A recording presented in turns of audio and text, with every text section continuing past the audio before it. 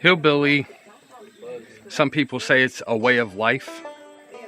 And I guess in a way it is a way of life, but really a hillbilly is who we are. It's not just a way of life, it's about what we do every day to survive. Well, hillbillies mostly to me is people that's proud to be a hillbilly. They live in the mountains, they live off the land. There's some people that does take and thinks it's wrong for them to say that they're hillbillies. And then you also got the rednecks.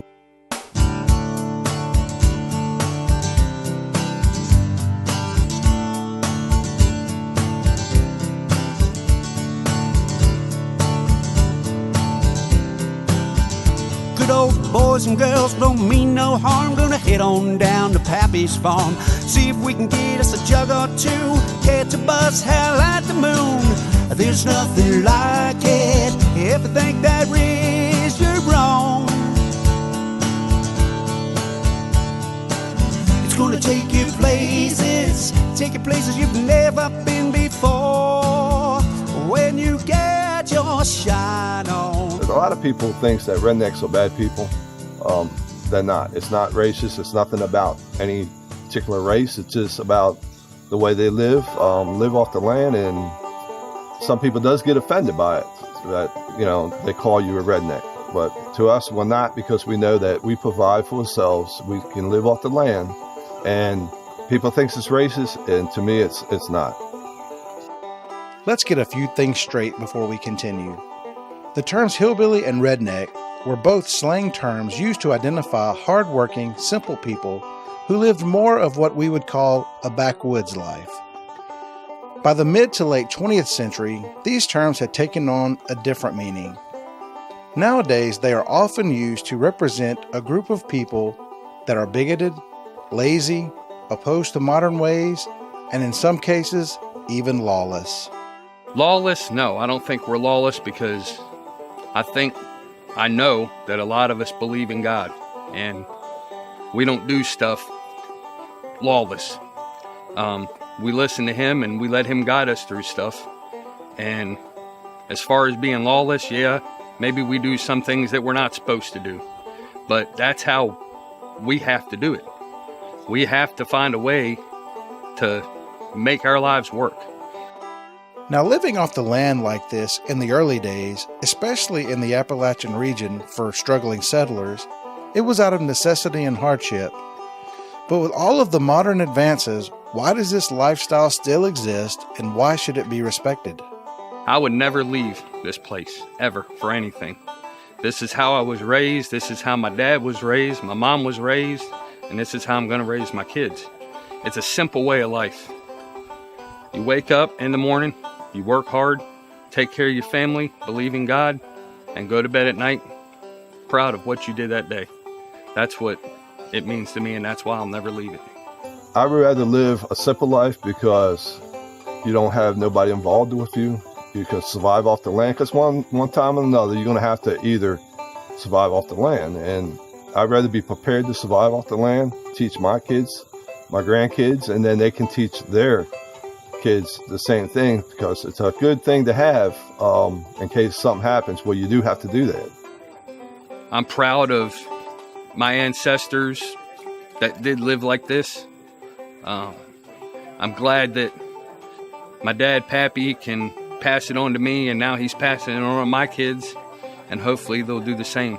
We can't remember, or we cannot forget where we came from, and I think that's a big problem. Big problem right now. We forget where we come from. We respect the people in the past, the families, because if it wasn't for them, this, what you have now, wouldn't be here. They're the ones that kept America going. And yeah, we keep progressing, but as I always told a long time ago, which I always listened to my parents, my grandparents, is that history repeats itself. So for one, you got to be prepared to be able to do that. And another thing is, you want to keep going a generation and just teaching the tradition about what was going on and how to survive. You might not have to use it, but it's in respect of the people before us. Respect for those who came before us is one thing, But this respect was taken to another level when Pappy and Mama Joe decided to try their hand at building a cabin, outhouse, smokehouse, and barn the way their ancestors did. Yeah, you heard that right. We was sitting there, me and my wife, Mama Joe, we was talking about family in the past. So we decided that we're going to build this sort of little homestead. We're still adding on to it. What we wanted to do is to find out, try to make it like walk in their footprints, which is actually hard to do. But we wanted to do things we could get to barter for, things we can recycle, right? And less money that we have to pay out. Not because the money wise, it's because we want to see if we can do this like they did. But we found out after we did it, we were sitting on the porch, me and my wife and Mama Joe, and we said, you know, we made this stuff, but yet we followed their footprints, but we didn't get, you know, we didn't walk in their footprints. Because when we did this, when they moved and did it, they cleared their land and they built it by hand, which we used power tools, okay? And they didn't have a roof over their head until they was done. Well, we got to go to the house. It took us 9 months to do this. There was times when it was cold and raining. We didn't work on it, which they would have. All right, so that's our advantage of it. Things like the nails they bought, they made, or they got it from the house before. Well, they made it, but then we bought ours. We wanted food, we went down the store and bought it, where they had to find food in between building their homes. They wanted water, they had to carry that water from a distance sometimes to have water, which we go grab a bottle of water. So actually it gave us more respect to the people in the past, because you hear some people say, well, I have a hard time, man, it's hard. Well, it is hard, but if you look at the families in the past, what sacrifice they did to keep their families going, oh man, I can tell you that we came nowhere close to what they did. It was hard. I mean, it was hard for them. For poor people doing everything they could to survive and scraping for everything they had, how could they afford to build shelter or even buy land? Well, they had to learn to barter. More on that in a minute. It might cost me $600. And what we do is we barter for the rest of it. Just like they did a long time ago. They used, they bartered for things they needed. What did you barter with? I can tell you. We bartered with Moonshine. Wait, what? Moonshine? Corn liquor? A lot of it started back when immigrants came to the United States. They came up in the hills, in the mountains, and they made liquor where they came from, and that's what they knew to do. That was their tradition. So they brought that tradition here, and that's what they had to do to survive. They would make the moonshine, and not to sit around and get drunk like you said, but to use that to go out and get that wood, get the grains that they needed to live. So it was long time ago, moonshine was their money. That's what they used. They didn't have $20 in their back pocket. They had a quart jar, and they would use that to get what they needed.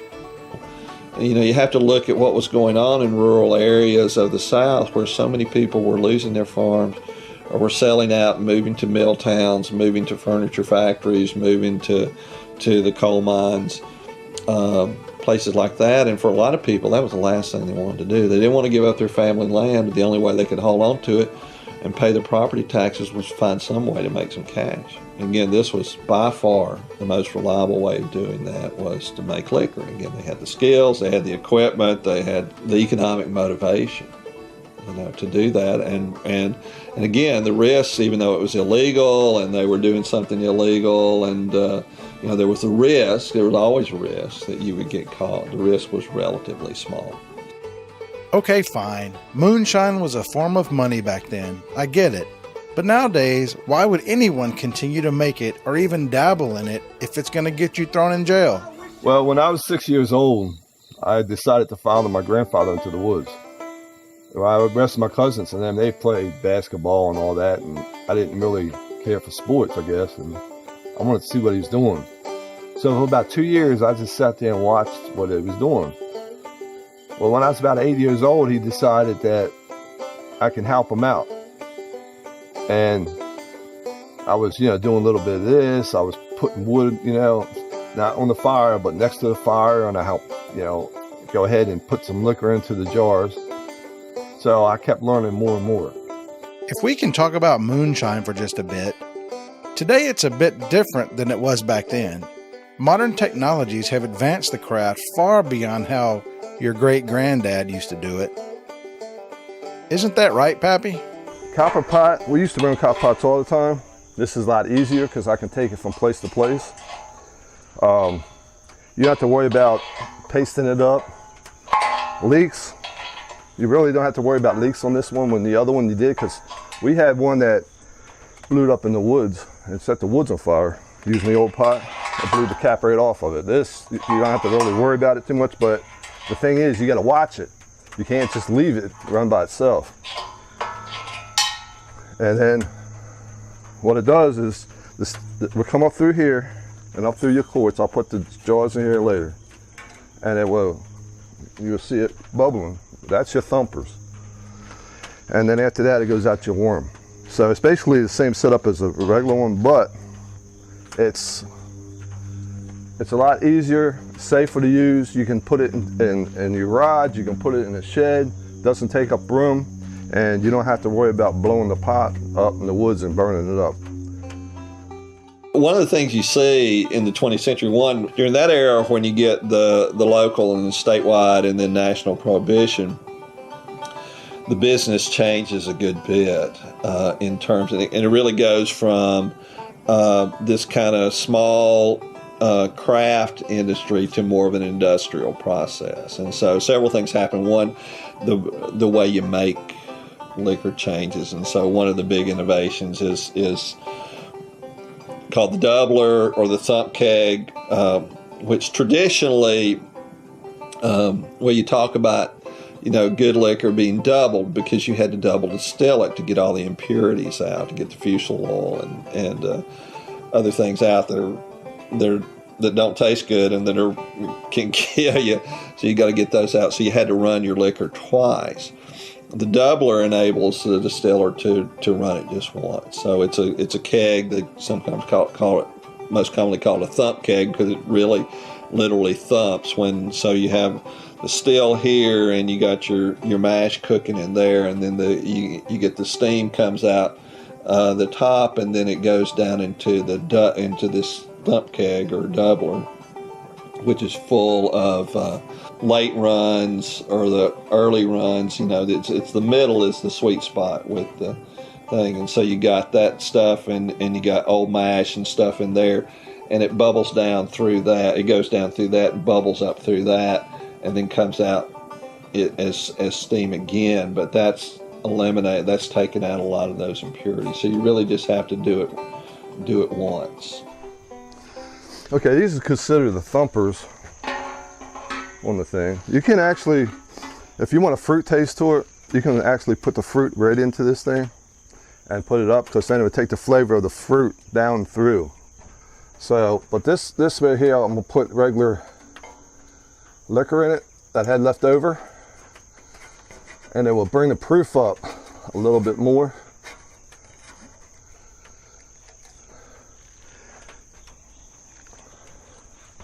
Now you don't want to,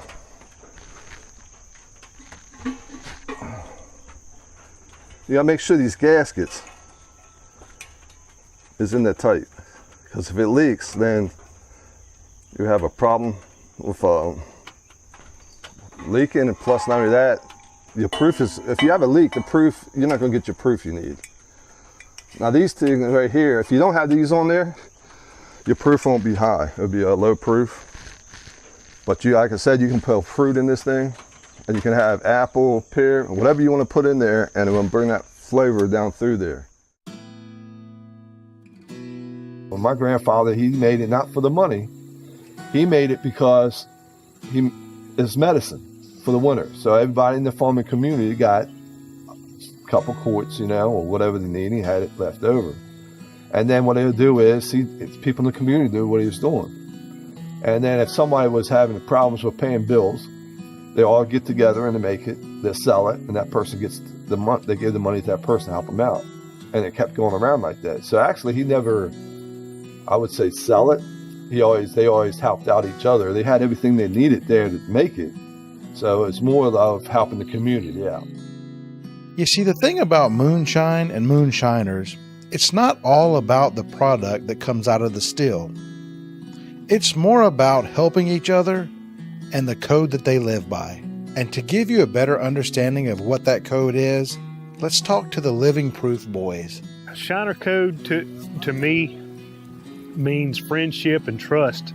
You have a small circle of friends that you can actually talk to. It's not in a book. It's in your mind. It's in your heart. It's what the right thing to do is for a fellow Shiner. And that's what Shiner code is trust and friendship and always doing the right thing. Code, I have people ask me, what is code? Is there a book? And you see on the shows, they never explain what code is. Code is a code of ethics. It's something that you know what is right and what is wrong. It's in your heart. That's what code is. You know what's right and you know what's wrong. You don't go turn in a fellow moonshiner because he's better than you or he makes better whiskey. You just try to make yours better. That's all you do. And if it comes down to it, we all try to help each other when things go down. That's basically what code is. It's a code of ethics, understanding, and care for one another, even though you may not always agree. But when it gets tough, you circle the wagons. Nowadays, there are festivals and events all over the place, highlighting this culture and the camaraderie that comes with it. But sometimes you don't need to look any further than the Holler to find a genuine bond between Shiner and Shiner family. This is a good day. It's a good day. When you can have these many people come and want to be here, and that's the difference. People can just show up and they're just there.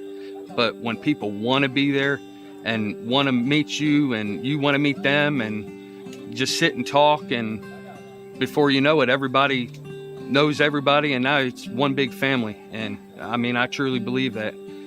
I've met a lot of great people, and I've gained friendships that will last forever. You have it because it's, hey, look, this is what I made. This is what I made. You pass it around, right? It's actually, you respect them in the past, to me. And everybody here, they went around and drank it, but they don't get drunk. You don't get to a point where they drink it to get drunk. It's not for that. It's for enjoying, to pass it around. It's not like some people think, they just get drunk and this and that, but it's not. It's about tasting different people's stuff, and hey, this is my family's recipe, and it's an honor to do that, and it's not about drunkenness. It's not about getting drunk and starting to fight, because every time we have something around somebody with that, right, a group of people, they're the best people you ever seen. I mean, it's not like a wild party somewhere, and everyone's, it's like Tiffany, okay, her husband. Okay, I'm looking up there, and they're playing tag with the grandkids and all the kids around, It's like, I'm like, what are they doing? Wife says, well, they're playing tag. And they're playing hide and go seek. So, I mean, it's like, it's not just these things get together and just for us. It's for also, our kids and grandkids to get along. And there was a lot of kids here, which they all got along, didn't know each other, and now they're friends. I mean, that's what it's all about,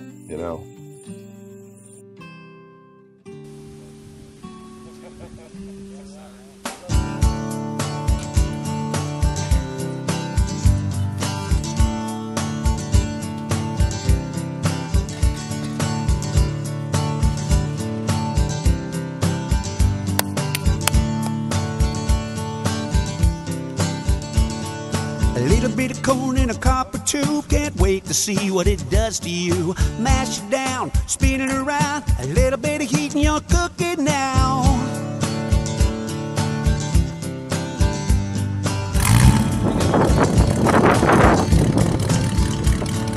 Tucked away out in the woods, you'll never find it, but you wish you would. Smell that smell burning up tonight. I can't wait to feel that bite. There's nothing like it. If you think there is, you're wrong.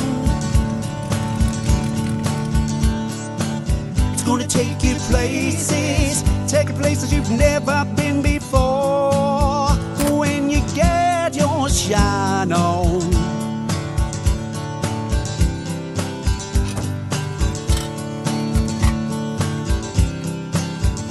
Good old boys and girls don't mean no harm. Gonna head on down to Pappy's farm. See if we can get us a jug or two. Catch a bus, hell at the moon. There's nothing like it. If you think that is, you're wrong. It's gonna take you places you've never been before. When you get your shine on.